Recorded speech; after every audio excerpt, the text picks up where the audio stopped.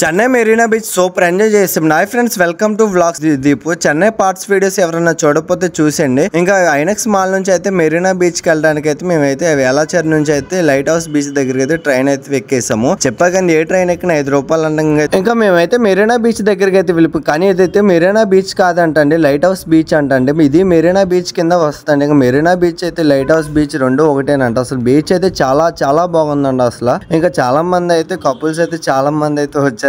నాకైతే నవ్వు వీడియోలో చెప్పాలండి. కానీ నేనైతే ఫ్రెండ్స్ తో అయితే వెళ్ళాను బీచ్ లోకి అయితే. కానీ ఫ్రెండ్స్ తో వెళ్తే ఎంజాయ్మెంట్ వేరండి అసలు. ఇక్కడైతే హార్స్ రైడింగ్, బైక్ రైడింగ్ అయితే చాలా ఉండే.